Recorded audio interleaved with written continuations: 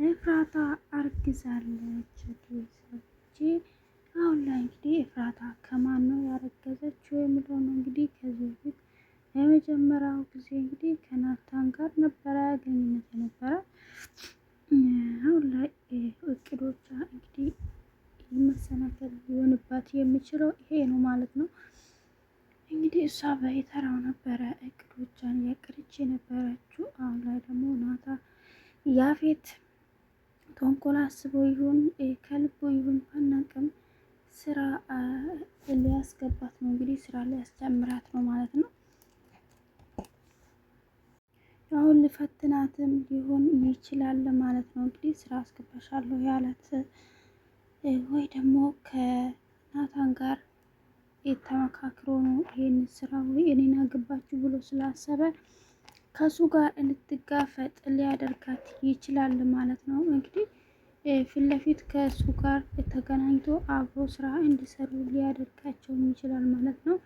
ይህንን በዚህ ሊፈትናትም ይችላል። የኤፍራታ ደካማ ጎን ናታን ስለሆነ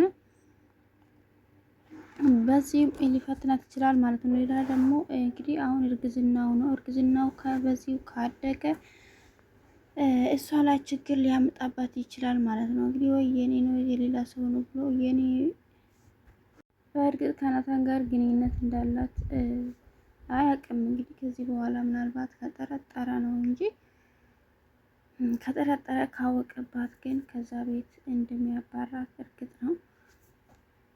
ሌላ ደግሞ እንግዲህ ናታን አሁን ላይ ከዲያራ ጋር በጣም ተቀራርበዋል ማለት ነው። እንግዲህ ናታን ደግሞ ደካማ ጎን የሆነው እንግዲህ ብቸኛ መሆኑ ነው። ይሄንን ብቸኝነቱን በዚህ በብቸኝነት ምክንያት እንግዲህ ከእሷ ጋር በጣም ብዙ ጊዜ እያሳለፈ ነው። ልጅቷ ደግሞ ከሱ ጋር ፍቅር መጀመር ትፈልጋለች ማለት ነው።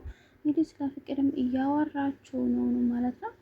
ናታን እንግዲህ በዚህ መሀል ከእሷ ጋር መሆን ሊፈልግ ይችላል ማለት ነው። እንግዲህ ኤፍራታ በፍቃዷ ያፌትን ያገባችው ስለሚመስለው እውነትም ከእሷ ጋርም ሊሆን ይችላል ማለት ነው። ግን ደግሞ ወደፊት ይህንን እውነታ ካወቀ ሁሉንም እውነታው ኤፍራታ ለሱ ስትል እሱን ለማዳን ስትል ያፌትን እንዳገባችው ካወቀ ግን በጣም የሚጎዳ ነው የሚሆነው ማለት ነው።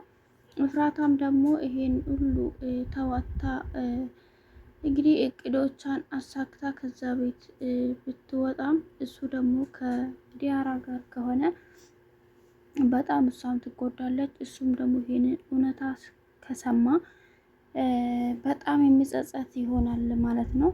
ግን ደግሞ ያኔም ቢሰማ ከሁለቱ አንዱን ሰው መጉዳት አለበት ማለት ነው።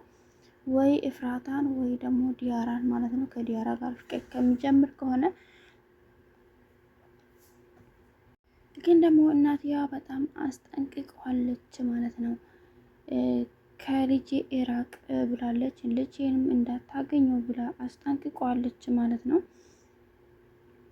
እንግዲህ የዲያራ እናት ትዝታ ባለቤቷንም የገደለችው እሷ ናት የሚመስለኝ። እንግዲህ ለያፌት ደግሞ የምትመለስ አይደለችም ማለት ነው። ለናታን ማለት ነው። ይህንን ከልጅቷ ጋር እየተገናኘ እንደሆነ ካወቀች የሆነ እርምጃ ትወስድበታለች ብዬ ተስፋ አምናለሁ።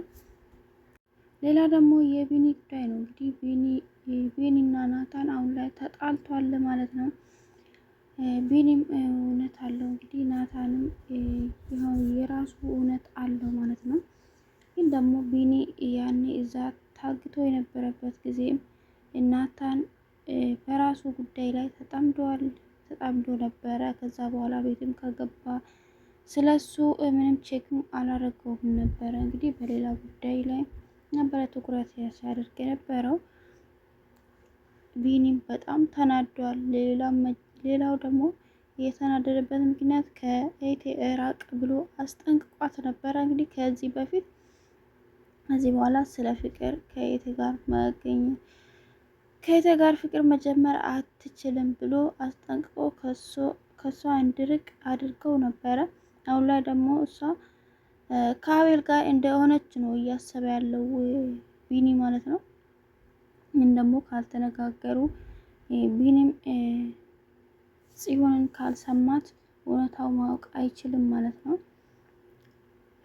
እውነታውም እንዳትነግረው ደግሞ አስፈራርቷታል ማለት ነው አቤል በዛ ቪዲዮ። እሷም ደግሞ ናታን ለማዳን ስትል ይሄንን መስዋዕት እያደረገችው ነው ማለት ነው ፍቅሯን። እንግዲህ እሷም ጽዮንም ኤፍራታም ለናታን ስሉ እንግዲህ መስዋዕት እየከፈሉ ነው የሚገኙት ማለት ነው አሁን ላይ። ጽዮን ግን በጣም ተጎድታለች። እንግዲህ እንደ ኤፍራታም ጠንካራም አይደለችም ማለት ነው። ይህን ነገር መፍትሄ ማግኘት አለብኝ እያለችው ነው እንግዲህ በሆነ መንገድ ማስቆም ብትችል። ኤፍራታ ደግሞ ከዛ ፋይሉን ልታጠፋ ከአቤል ጋር ልጠፋ አይችልም ማለት ነው። አቤል ለራሱ ወስዷል ወደ ራሱ ስልክ ፍላሹን አግኝተዋለች። ግን ደግሞ ወስዳ ከዛ ውስጥ መጣፋት አልቻለችም ማለት ነው። ሌላ እንግዲህ ኤፍራታ በጣም ደስተኛ ሆና ነው ያለችው። እንግዲህ የሆነ ነገር ያሰበች ይመስለኛል። ያፌትም ደግሞ እቤት መጥቶ ሰርፕራይዝ አድርጓት ነበረ። እንግዲህ ሌላ አዲስ ቀለበትም ገዝቶለታል ማለት ነው። እውነት ያፌት እያስመሰለ ነው ወይስ የእውነት ከልቡ ነው ይሄን እያደረገ ያለው? ስራውን ሊያስገባት የፈለገው ደግሞ ቀለበቱም አዲስ ገዝቶለታል።